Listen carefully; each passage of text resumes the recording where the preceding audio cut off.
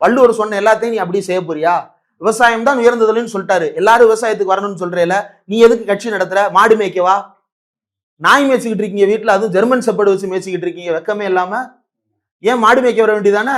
1000 மாடுல திரட்டி இருக்காரு. 1000 மாடுகளை யாரு கூட்டிட்டு வந்தா? மொத்தமா 500 பேர் தான் மக்கள் இருக்கிறான். ஆளுக்கு 2 மாடை இழுத்துட்டு வந்திருக்கிறான். இப்ப இந்த மாடுகளை திரட்டுறதுக்கு மதுரையில ஏன் கூட்டம் நடத்துறீங்க? தேனியில போய் நடத்துங்க. காட்டுக்குள்ள போய் மேய விடுன்னு தேனியில போய் கூட்டம் நடத்து. அது ஆகஸ்ட் 3ஆம் தேதி. ஆகஸ்ட் 3ஆம் தேதி நடத்தட்டும், தாராளமா நடத்தட்டும். அங்க நடத்தும் போது வனத்துறை பதில் சொல்லட்டும். அதுக்கு மதுரையில இப்ப என்ன மேய்ச்சல் நிலத்துக்கு பிரச்சனை? வாய் பேச முடியாத ஜீவராசிகளுக்காக அந்த உரிமையை பேசுறன்றது அதை ஏன் தவறா பாக்குறீங்க? அதான் பீட்டான்னு ஒரு அமைப்பு பண்ணிக்கிட்டு இருக்கே, ஜல்லிக்கட்டு வேண்டான்னு சொல்லிச்சு. நீ என்ன சொல்ற? ஏறு தழுவுறேன், நான் தழுவி தழுவி அதை உள்ள கொண்டு வந்தேன்.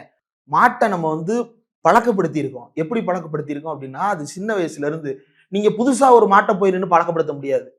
அது யாருக்கு பழக்கம் அப்படின்னா ஓனருக்கு தான் பழக்கம். அதுக்கு பேரு டேமிங். டேமிங்னா என்ன? அதை அடிமைப்படுத்தி அதை பக்குவப்படுத்தி நமக்கு பழக்கப்படுத்துவது, நான் சொல்லுவதை செய்ய வைப்பது. மனிதனையும் அப்படி செய்யலாம், மாட்டையும் அப்படி செய்யலாம். எந்த மிருகத்தை, சிங்கத்தெல்லாம் டேம் பண்ணி வச்சிருக்கிறாங்க பல பேரு. ஆடு மாடு மட்டும் இல்ல, சிங்கம் புலி அனகோண்டா வரைக்கும் வச்சிருக்கிறாங்க, இப்படி வளர்த்துக்கிட்டு இருக்கிறாங்க. இப்ப இங்க மாடை டேம் பண்றது அப்படின்றது அதே எதிர்த்து பேசு.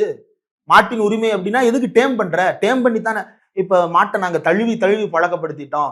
சரி, சீமான் பக்கத்து வீட்டுக்காரர் மேய்க்கிற மாட்டை சீமான் ஒரு நாள் மூக்கனாங்கயிரை பிடிச்சி இழுத்துட்டு போயிட்டாருன்னு பார்ப்போம். எட்டி மிதிச்சு கழுத்தை சேர்த்து தள்ளி விட்டுரும். அதுல ஒரு பண்பாட்டு அடையாளம் இருக்கு. இதுதான் சீமானுடைய இந்த பேச்சினுடைய ஆரம்பத்திலிருந்து கடைசி வரைக்கும் அவர் என்ன பேசினார் அப்படின்னா, ஒரு இடத்தில் அவர் ஒரு முக்கியமான பெயரை பயன்படுத்தினார். அதற்கு முன்பாக அவர் என்னெல்லாம் சொல்லிட்டு வர்றாரு அப்படின்னா, நாம் மலையிலிருந்து வந்தோம், வரும்போதே மாடுகளை கூட்டிக் கொண்டு வந்தோம். மாடுகளை கூட்டிக் கொண்டு வந்து அந்த மாடை மேய்ப்பவன் கையில் கோல் வைத்திருந்தான். கோல் வைத்திருந்தவன் கோணாக இருந்தான்.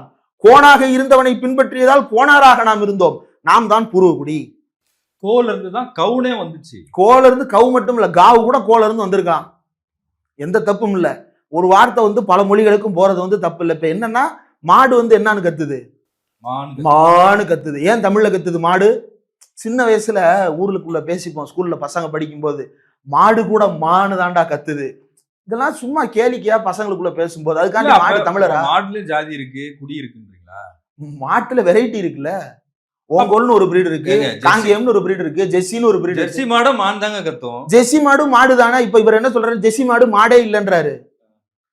உனக்கு எப்படி ஓங்கோல் ஒரு மாடோ அது போல ஜெர்சி ஒரு மாடு. உனக்கு இது ஓ நாட்டு மாடுனா அது கத்தும், அது அவனுக்கு ஒரு மாடு. இப்ப நீ என்ன சொல்ற அப்படின்னா, அந்த மாட்டை இங்க கொண்டு வர்றதுக்காக இந்த மாட்டை பூரா கொன்னுட்டான்,